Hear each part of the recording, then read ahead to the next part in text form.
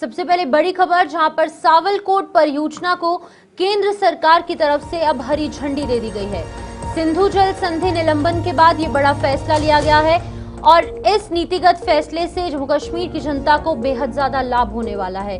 चिनाब पर 1856 मेगावाट की mega power परियोजना अब इससे शुरू होगी और 40 साल से लंबित प्रोजेक्ट अब 2 चरणों में विकसित होंगे। यानी कि पावर प्रोजेक्ट्स को एक नई शुरुआत मिली है और जम्मू कश्मीर में लगातार पावर जो यहाँ पर जनरेशन थी उसको कहीं ना कहीं वृद्धि दर्ज की जाएगी। सिंधु जल संधि को स्थगित किए जाने के बाद केंद्र सरकार ने एक बड़ा नीतिगत फैसला लिया है और इस नीतिगत फैसले को लेते हुए जम्मू कश्मीर के उधमपुर और रामबन जिलों में चिनाब नदी पर सावलकोट जल विद्युत परियोजना का काम शुरू करने के आदेश दिए गए हैं। करीब 5129 करोड़ की लागत वाली ये परियोजना संधि के निलंबन के बाद आगे बढ़ने वाली पहली बड़ी पन बिजली योजना रहने वाली है। यानी कि हाइड्रो पावर इलेक्ट्रिसिटी जो है वो इससे उत्पन्न होगी। ये प्रोजेक्ट शुरू किया जाएगा।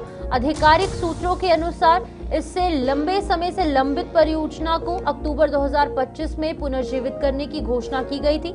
लगभग 4 दशक से अटकी ये परियोजना चिनाब बेसिन की सबसे बड़ी योजनाओं में शामिल है। वहीं आपको बता दें कि 1856 मेगावाट क्षमता की ये रन ऑफ द रिवर परियोजना 2 चरणों में विकसित होगी। इसे बगलिहार और सलाल परियोजनाओं के बीच में स्थापित किया जाएगा।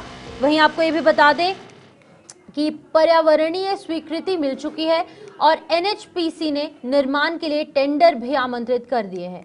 परियोजना को 9 वर्षों में पूरा करने का लक्ष्य है।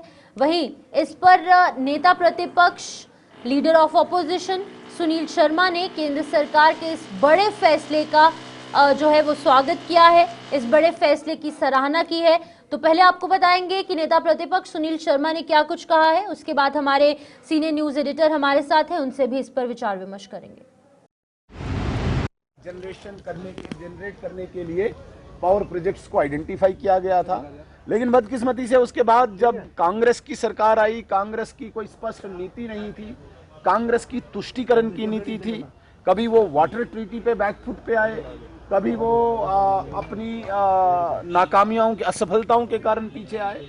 तो आज जिस प्रकार से ऊर्जा के क्षेत्र में भारत लगातार आगे बढ़ रहा है, पिछले लगभग 10 सालों से जम्मू कश्मीर में ही 5-7 पावर प्रोजेक्ट्स निर्माणाधीन है, अंडर कंस्ट्रक्शन है। और ऑपरेशन सिंदूर के बाद जिस प्रकार से सावलाकोट जो पावर प्रोजेक्ट जिस पे पाकिस्तान बार बार आपत्ति दर्ज करता था और नरेंद्र मोदी जी ने कहा था कि पानी और खून एक साथ नहीं बहेगा, वाटर स्ट्राइक होगी, उस सावलाकोट का टेंडर करके भारत सरकार ने अपनी स्पष्ट नीति और सही दिशा को स्पष्ट कर दिया है। सावलाकोट बनेगा, इंपॉर्टेंट है और ये स्ट्रेटजिकली भी कूटनीतिक दृष्टि से भी इंपॉर्टेंट है और पावर जनरेशन की दृष्टि से भी इंपॉर्टेंट है।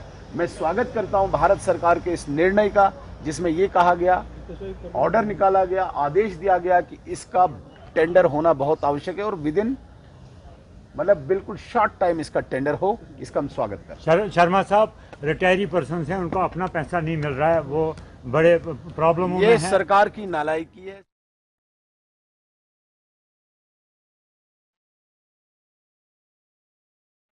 तो इसी पर हम और थोड़ी सी चर्चा करेंगे। हमारे साथ हमारे senior news editor Vinod Kumar ji join कर चुके हैं। विनोद जी, इस परियोजना को आप कैसे देखते हैं जिसे केंद्र सरकार की तरफ से हरी झंडी मिली है?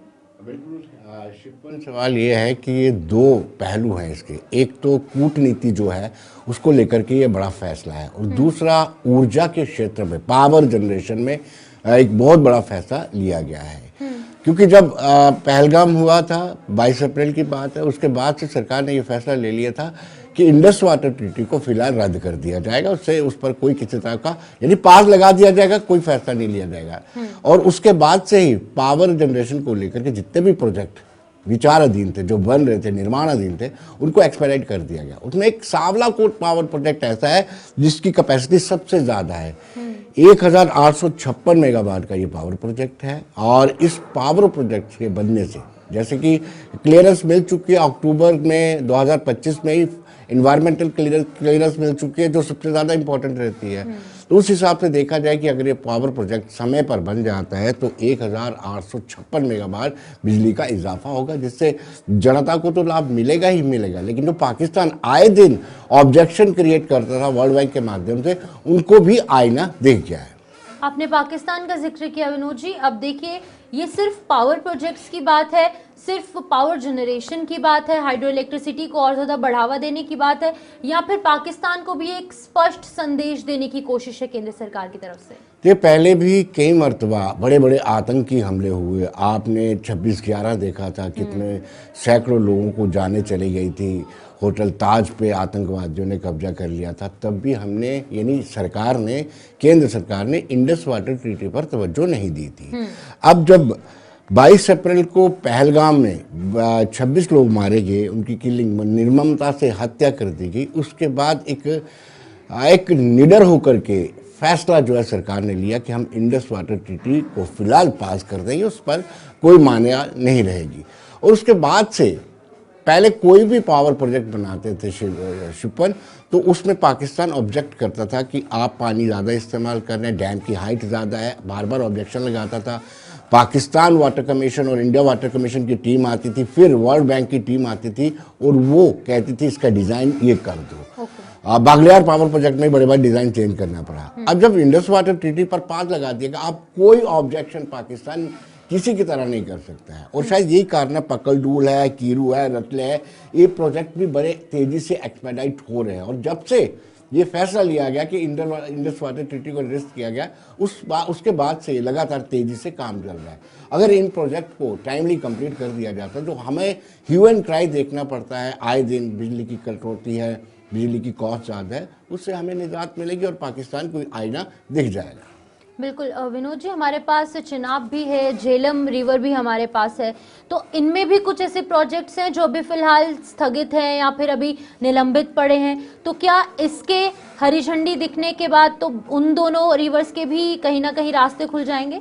देखिए, एक तो पकलडूल है, कीरू है, रतले है, कृष्ण गंगा है, कलनाई है, ये 5 प्रोजेक्ट है जिनको सीधा सीधा लाभ मिलेगा। और शिपन, जैसे मैंने शुरुआत में भी कहा कि अगर पावर प्रोजेक्ट ये बन जाते हैं टाइमली, तो हमारा जो प्राइमर क्राइसिस है वो ठीक हो जाएगा और पाकिस्तान को भी पता चल जाएगा कि 1960 के बाद से लगातार वो इंडस वाटर ट्रीटी की आड़ में हमारे तीनों नदियों का पानी का इस्तेमाल कर रहे थे, चाहे चिनाब हो, झेलम हो, सिंधु हो, इन तीनों नदियों का पानी का इस्तेमाल कर रहे थे।